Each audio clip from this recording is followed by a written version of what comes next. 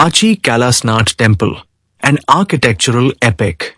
The city of Kanchi is a holy city filled with the divine grace of 1,000 temples. There, the Kailasnathar Temple stands as a testament to the artistic skill and spiritual greatness of the Pallava Dynasty, with sculptures that have stood the test of time. This is not just a temple, but the history of a dream of the Pallava King Rajasimha and the magnificent epic that emerged in his heart, etched in stone. A stone temple born from a king's dream. The Pallava Emperor Narasimhavarman II was a great lover of art. He was known by the name Rajasimha. During his peaceful reign, arts and commerce flourished. A great devotee of Shiva, Rajasimha not only built the shore temple in Mahabalipuram, but also dared to bring Kailash, the abode of Shiva, to his capital city of Kanchi. Yes, at a time when there were only cave temples and rock-cut temples, he began a new architectural revolution by stacking stones. This became a pioneer for Pallava architecture.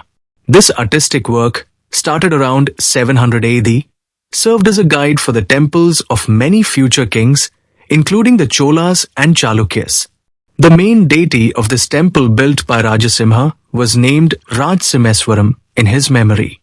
The temple, which was called Kachipettu Periya Thirthrali during the Chola period, is now revered by devotees as Kailashnathar, artistry that changed the mind of a Chalukya king.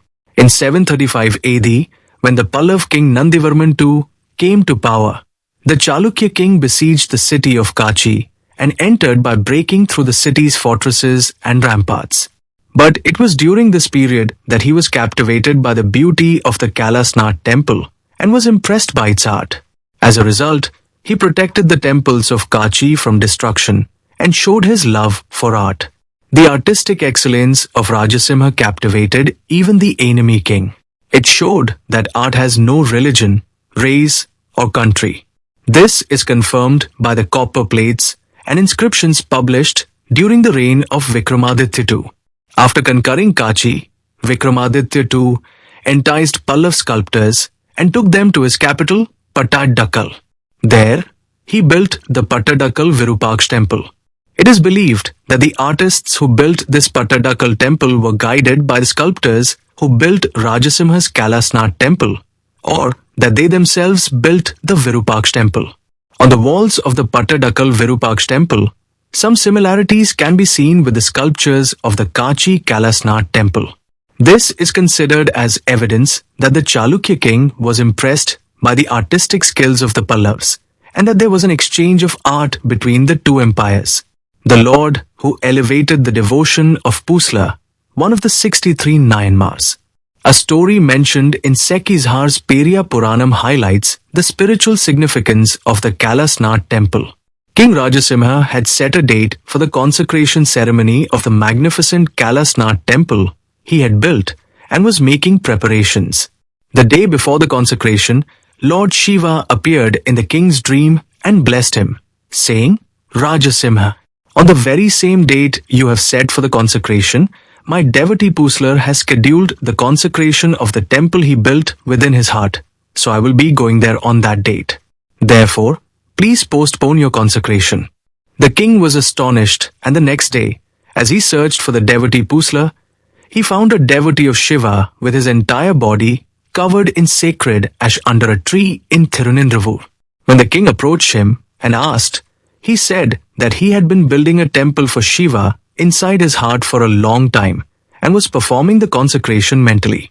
The grace of God, who showed that the pure devotion of Pusla, who could not afford to build a temple, was superior to Rajasimha's great temple tower, elevated the spiritual significance of this place. After this incident, Rajasimha built a real temple in Tirunendravoor, Tiruvallur district, just like the structure of the temple that Puslar Nayanar had built in his mind, and consecrated a Shiva Lingam. In the main shrine of this temple, there is also a statue of Puslar Nayanar. This stands as a testament to the respect the king paid him and his devotion. This temple is the Hridayaliswara temple in Tirunendravoor. It is noteworthy that Puslar is one of the 63 Nayanmars. Sculptures where stone and story speak. Every stone of the Kailasanathar Temple speaks a story. It is one of the first temples in South India built with sandstone.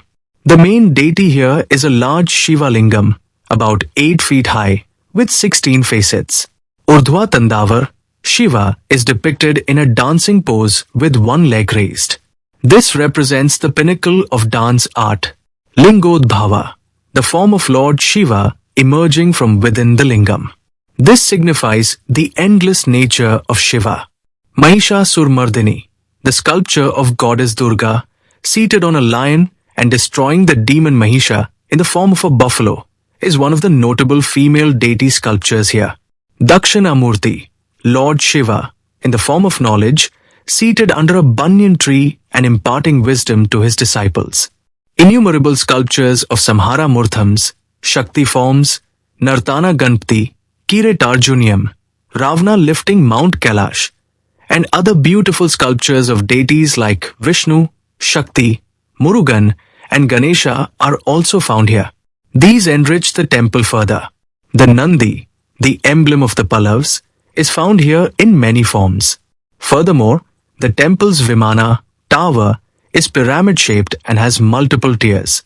This showcases the unique style of Pallav period Vimanas. On each tier of the Vimana, various sculptures of Lord Shiva are carved. The narrow corridor of the circumambulatory path here offers a spiritual experience. A narrow path has been created for circumambulation, symbolizing the philosophy of, if you cross the great ocean of birth, you will be free from birth and attain salvation. Circumambulating this path is symbolic of emerging from the mother's womb. During festivals like Mahashivratri, thousands of devotees circumambulate this narrow path and receive the grace of the Lord. How to get to Kailasnathar Temple? Nearby places. Kanchipuram is about 75 kilometers from Chennai. Bus and train services are operated daily in large numbers from Chennai. It may take about 2 hours by bus. The Archaeological Survey of India, which protects the Kailasnathar Temple, has included it in the tentative list of UNESCO World Heritage Sites. There are many spiritual centers near the Kailasnathar Temple. Let's look at some of them. Ekambareswar Temple. This is the temple for the element of earth among the Pacha Bhutasthalims. There is a mango tree here that is about 3,500 years old. It is about 1.7 kilometers from the Kailasnathar Temple. Kamakshi Amman Temple, the only Shakti temple in Kanchipuram. Adi Shankaracharya consecrated the Sri Chakra here. It is about 2.2 kilometers from the Kailasnathar Temple. Varadraj Perumal Temple, one of the 108 Divya Desams. It has the famous 1000-pillar hall. It is about 5.2 kilometers from the Kailasnathar Temple. Kajbeshwarar Temple, a special temple worshipped by Lord Mahavishnu. It is about 1.3 kilometers from the Kailasnathar Temple. Chitragupt Temple.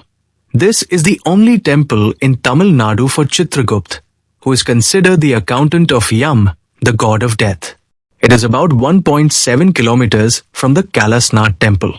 Ashtabhuja Perumal Temple, one of the 108 Divya Desams. Here, the Lord appears with 8 arms. It is about 3.8 kilometers from the Kailasnathar Temple. Vakuntha Perumal Temple.